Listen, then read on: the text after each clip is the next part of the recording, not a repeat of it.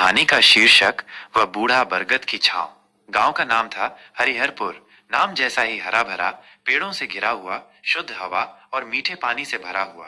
गांव के बीचों बीच एक बहुत पुराना बरगद का पेड़ था। कहते हैं कि वो पेड़ 200 साल पुराना था। उसकी घनी छांव में न जाने कितनी पीढ़ियों ने धूप से राहत पाई थी, न जाने कितने मुसाफिर थक कर वहां सुस्ताए थे।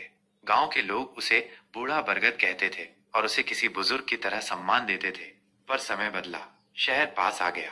लोग अब विकास की बातें करने लगे।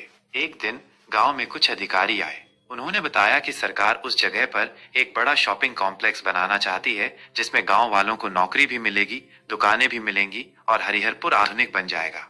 पर उसकी पहली शर्त थी बूढ़े बरगद को काटना। गांव की पंचायत बुलाई गई। अधिकारी समझा रहे थे, ये पेड़ तो पुराना हो गया है, कुछ काम का नहीं।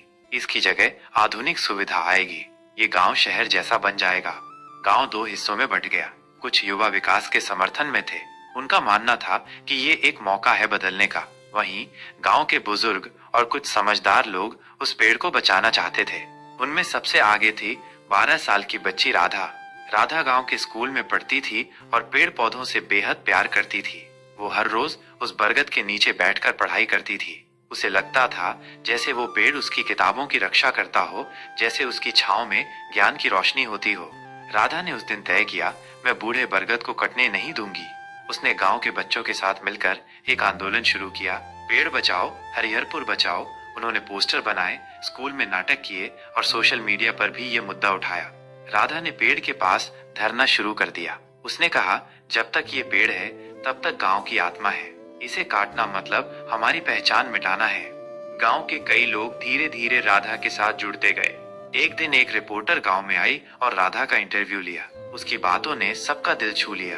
वो बोली, अगर छांव ही नहीं रहेगी तो ठहरेंगे कहाँ? अगर पेड़ नहीं रहेंगे तो सांस कैसे लेंगे? हम सिर्फ इमारतें नहीं, इंसान भी बनना चाहते हैं और इंसानियत पेड़ से शुरू होती है। उस वीडियो ने इंटरनेट पर तहलका मचा दिया।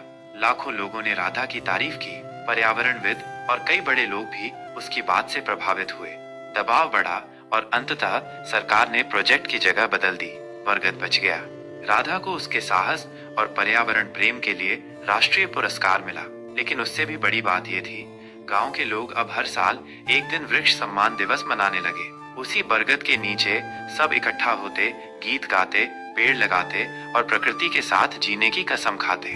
कहानी का संदेश, हम जिस धरती पर रहते हैं वो केवल जमीन का टुकड़ा नहीं, बल्कि जीवन का स्रोत है।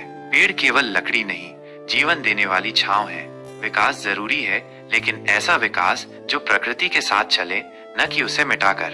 राधा जैसी सोच हर दिल में हो तो आने वाली पीढ़ियां भी हरियाली की छांव में सांस ले सकेंगी।